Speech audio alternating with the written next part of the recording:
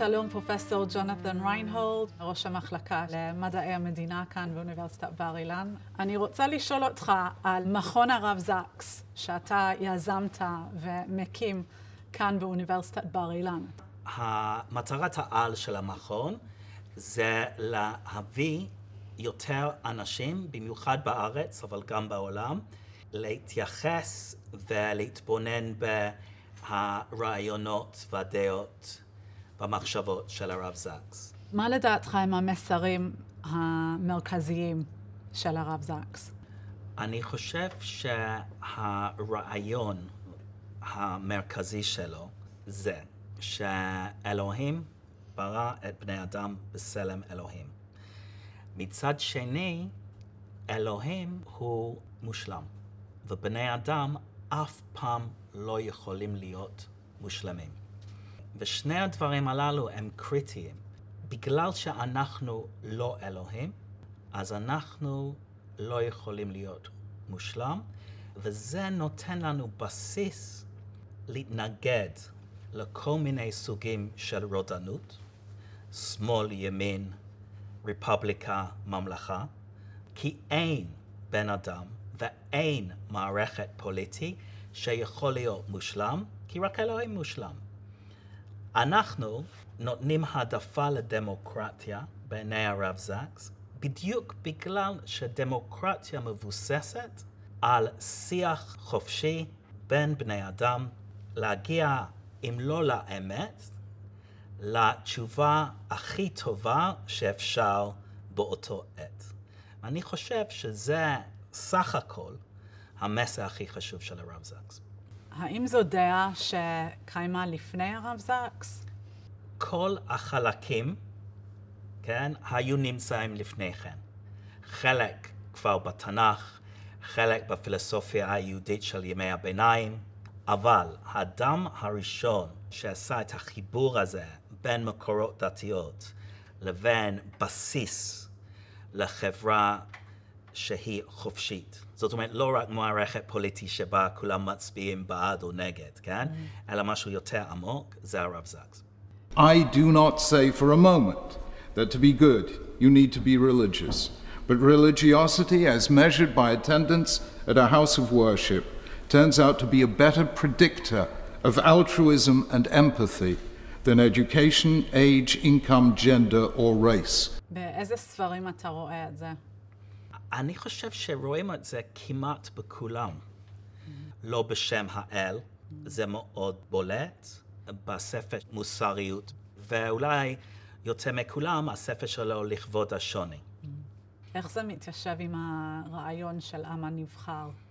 זה חלק מהייחודיות שלו, שהוא אומר מצד אחד, כל בני אדם יש להם אותם זכויות, אבל הוא גם מדבר בשם השוני, כן? לכבד, ולא רק לכבד, להעריך באופן עמוק את השוני.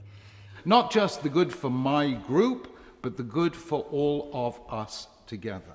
A nation should respect its faiths, and faiths should respect the nation. That is the only way we will achieve integrated diversity and the dignity of difference, in which we see our differences as contributions we bring to the common good. לכל עם ולכל תרבות יש משהו ייחודי שעליה לתת לעולם. ויש לו ספר Radical Then, Radical Now, שמדבר על היהודיות של היהודים. מצד אחד, אנחנו מייצגים ערכים אוניברסליים, כן? אדם נברא בצלם אלוהים, זה רעיון שנמצא בתנ"ך, בבראשית. אבל מצד שני, אנחנו מתנגדים לכל ניסיון לעשות את כל הבני אדם אותו הדבר, כן? אותו גזע, נאציזם, אותו זהות, אותו רעיונות רודניות, קומוניזם. הוא אומר שלכבד את האחר ולהיות אחר ולהיות שונה, יחד עם ערכים מיוחדים, זה היהודיות שלנו, על זה נבחרנו. It turns out that we do have something to say to the world as a whole that's intellectually new and challenging, and it is the challenge I throw out to you. I've tried to show how Jewish thought can make a contribution, not just to us as Jews, but to the world. And we no longer need to be a footnote to Plato or a commentary on Kant. We can do so in our own right. יש לנו מצד אחד את התפיסה המוסרית, גם פוליטית, תיאולוגית מוסרית, שהאחדות שבשמיים יוצרת את הגיוון של בני אדם, אבל מצד שני, כפי שאמרת בספרו רדיקלי אז, רדיקלי עכשיו, הוא בעצם אומר ודורש מיהודים לשמור על הזהות היהודית שלהם. אז איך שני הדברים האלו עובדים ביחד? יש אידיאולוגיות ותרבותיות שהיו אוניברסליות, ואמרו שכולם צריכים להיות אותו דבר, אנחנו צריכים לשבור את זהויות פרטיקולריות, כן? מה שקורה בסופו של דבר, זה בשם זכויות האדם, בשם ערכים אוניברסליים, מגיעים להפרת זכויות אדם בסדר גודל ענק. והמשל האהוב על הרב זקס כמובן היה סיפור מגדל בבל. זאת לא הייתה שאיפה מטאפיזית, כי הבונים בעצם לא אפשרו את האחרות, את הגיוון. והוא משווה את המודל הזה לאידיאולוגיות מונוליטיות של מאה ה-20, הפאשיזם, הנאציזם, הקומוניזם וכו'. כאידיאולוגיות שלא מאפשרות את האחר. כך שההרס של מגדל בבל זה היה ברכה אלוהית שאפשרה את יצירת הגיוון של השפות והדתות. כן. And that's what the Babylonians were deemed guilty of doing, mixing heaven and earth that should always be kept separate. So Balal is the opposite of Badal, Havdalah, the key verb of Bereshis 1, which means to distinguish, to separate, keep distinct and apart. That a whole cluster of phenomena began to appear for the first time, not just the benefits of civilization, but the downside as well. That's how polytheism was born, as the heavenly justification of hierarchy down here on earth. It's how rulers came to be seen as semi-divine, another instance of Balal blurring the boundaries. It's where what mattered was wealth and power, where human beings were considered in the mass rather than as individuals.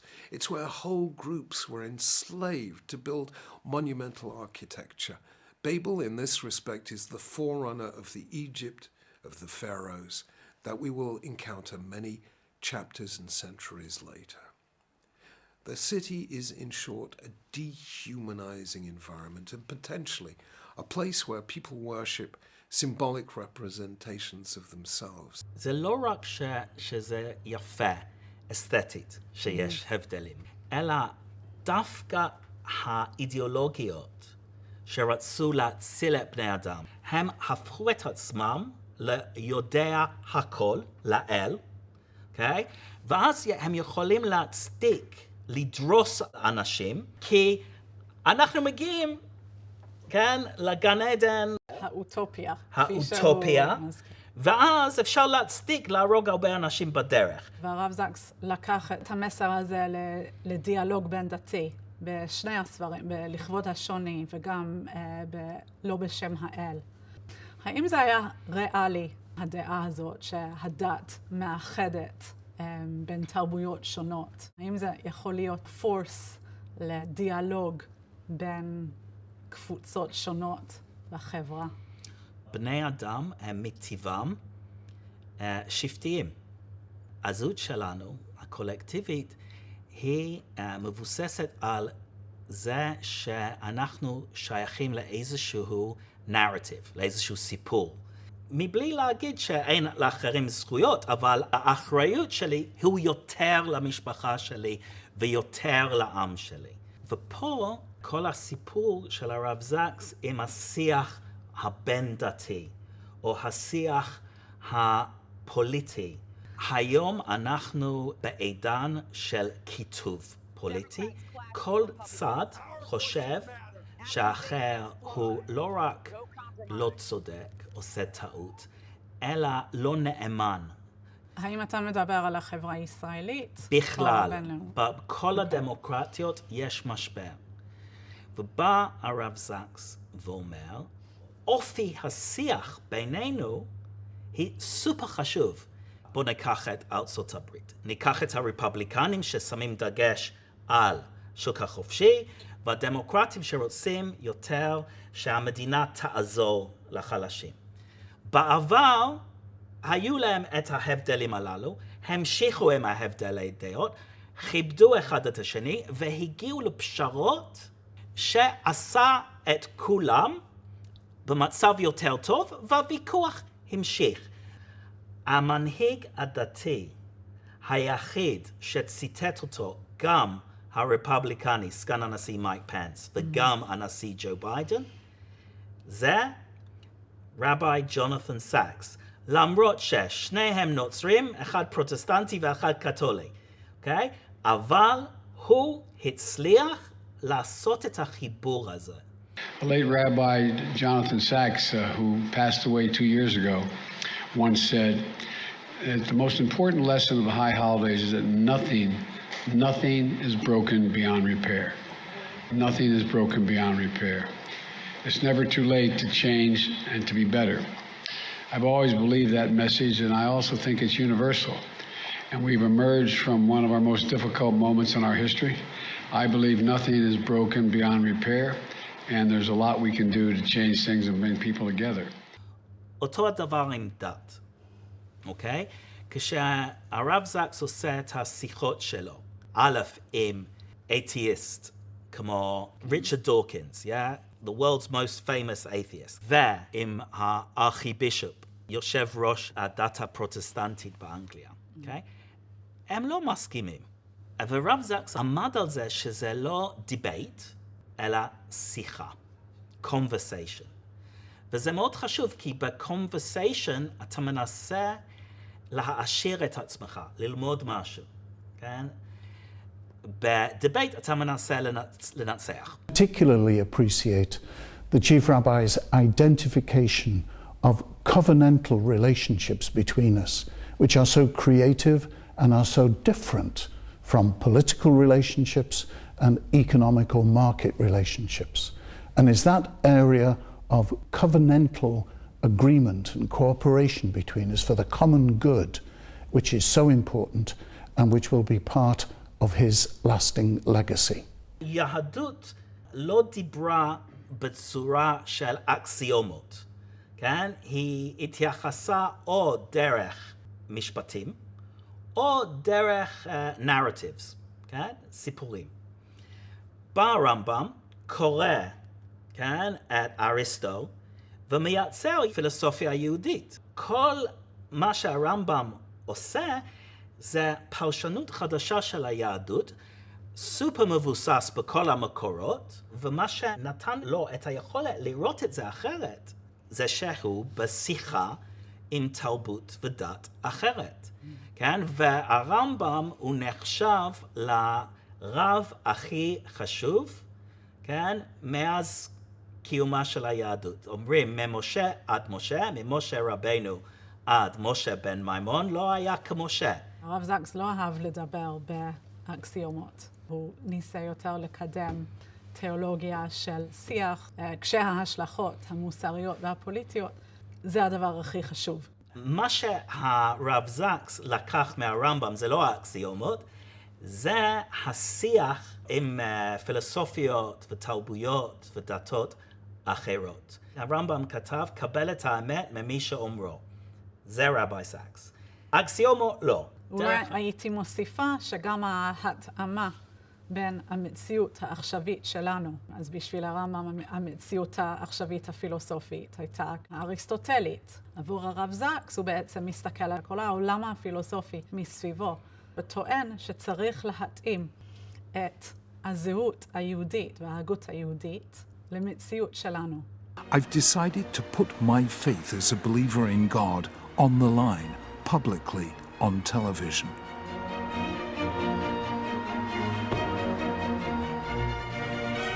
I'll expose my faith to challenge from 4 of Britain's cleverest and most engaging critics of religion.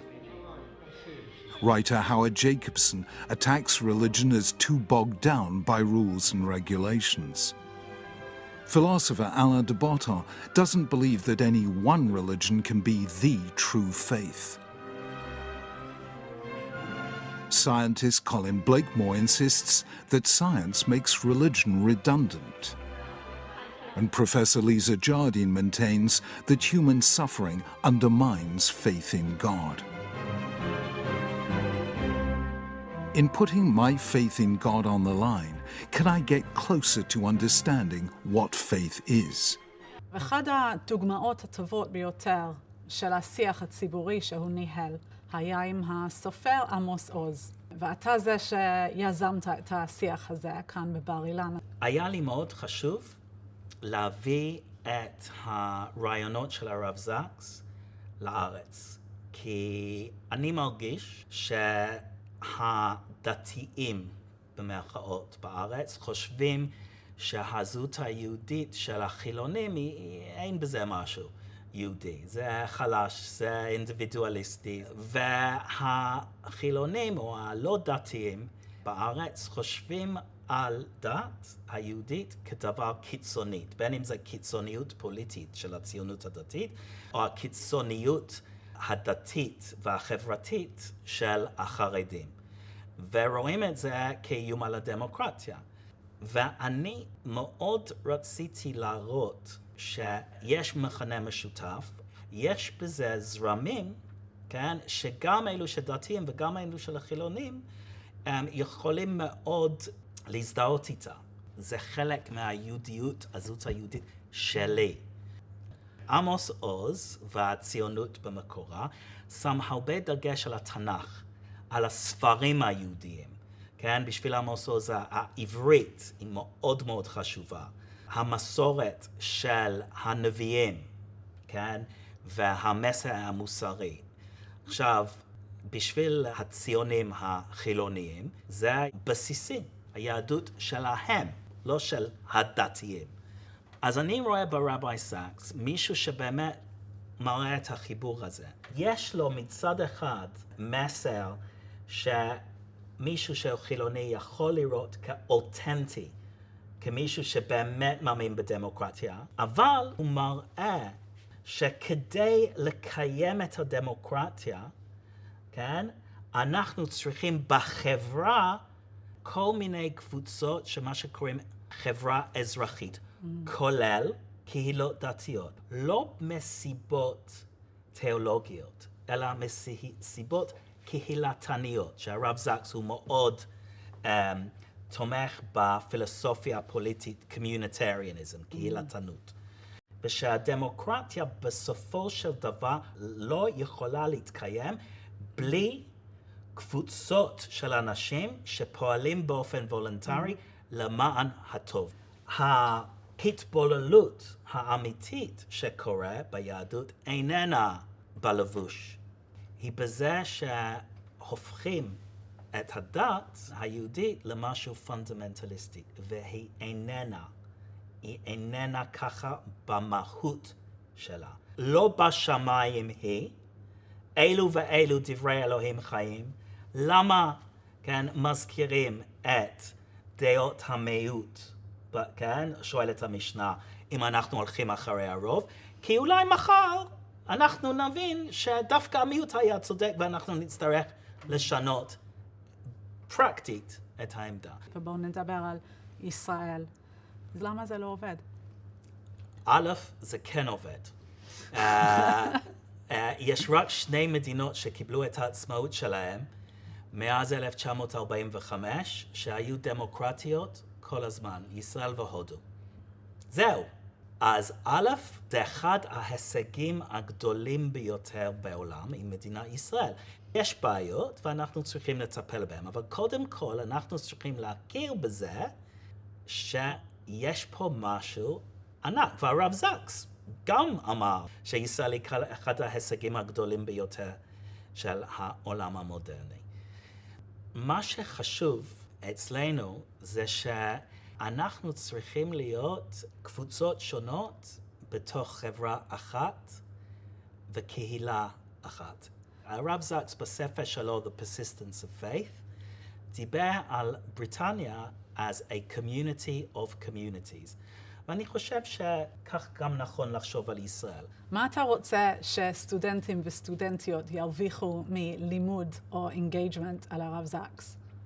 דברים שהרב זקס שם עליהם דגש, הקיום של חברה חופשית ודמוקרטית הולך יחד עם מחויבות ליהדות המסורתית הדתית, ביטחון עצמי להביע עמדות, להתבונן, לחשוב, אבל גם הצניעות להבין שלא אנחנו ולא אנשים שאנחנו חושבים שהם מנהיגים טובים, יודעים הכל, כי הם אף פעם לא אלוהים, אז תמיד חשוב לשמוע, להאזין ולשוחח וללמוד ביחד על העולם. תודה.